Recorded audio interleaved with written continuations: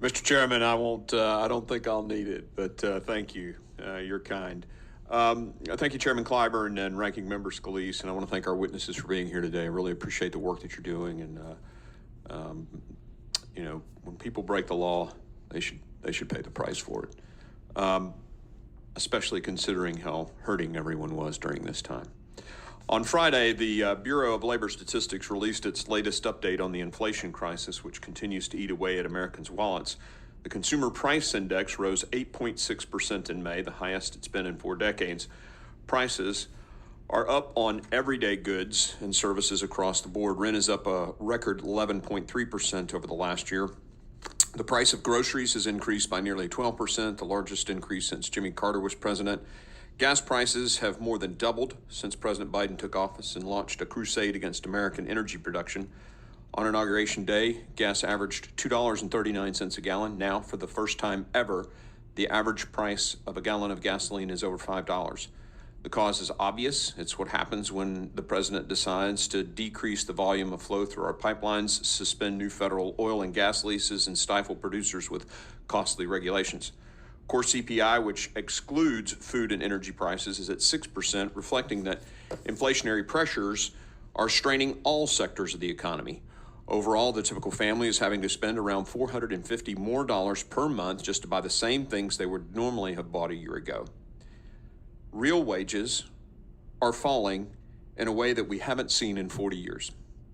And this isn't surprising. As much as President Biden tries to pin the blame on everything but his own policies, his administration has shown more willingness to negotiate with Iran and Venezuela than our own domestic oil producers. Speaker Pelosi and President Biden's wasteful and completely partisan $2 trillion stimulus package supercharged inflation, pumping vast sums of federal spending into the economy and requiring more borrowing and money printing. At the time, many warned that this sort of stimulus would come with a heavy price. Now, even the liberal website Vox ran a piece last month acknowledging that, and I quote, "The Biden stimulus made the U.S. inflation problem even more severe," end quote. The Biden stimulus was the turning point that marked the beginning of the inflation crisis, which is making it much more difficult for Americans to save and make ends meet. And a key part of that was the reckless extension of federal unemployment benefits, where many people got paid more to stay at home than to return to work. Now we know that a significant amount of the unemployment money was subject to massive fraud, with the Department of Labor's Inspector General estimating that at a minimum, $163 billion worth of unemployment spending could be attributed to fraud or improper payments out of the estimated $872 billion that was spent out of pandemic unemployment programs.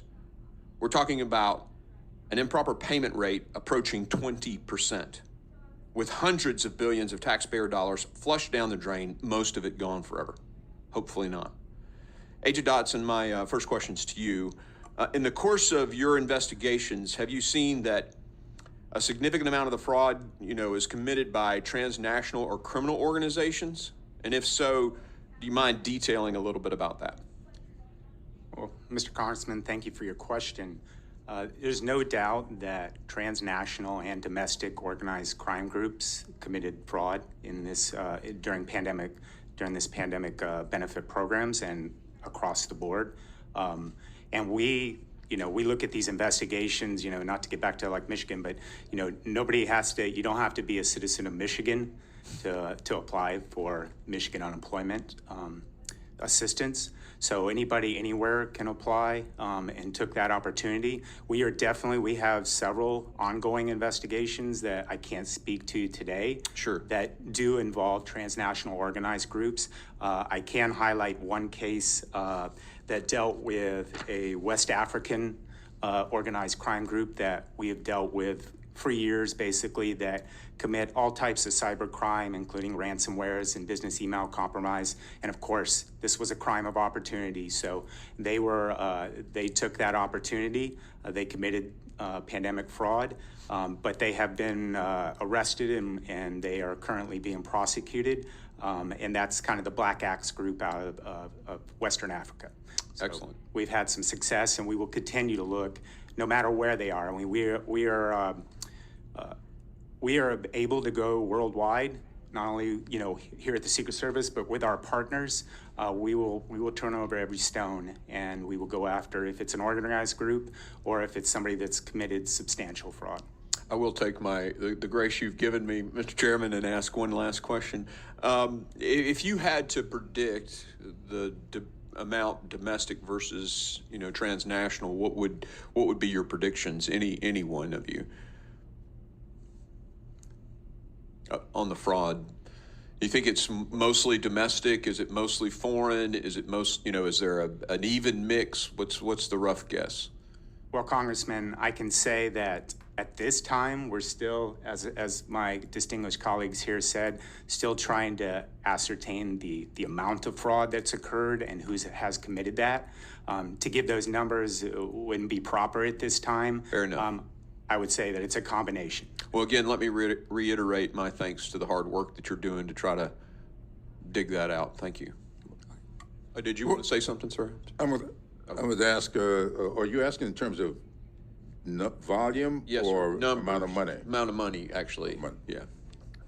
We have my office, SBA's Office of Inspector General, has a report that will be out shortly, within probably the next 30 days or so, that speaks to this. We have a report coming out on foreign IP addresses that will tell a good part of the story of what happened. Excellent. Thank you. Very good. And if I could just add, because it relates to the legislation the House passed that the chairman mentioned, that the House passed last week, the bipartisan legislation to extend statute of limitations.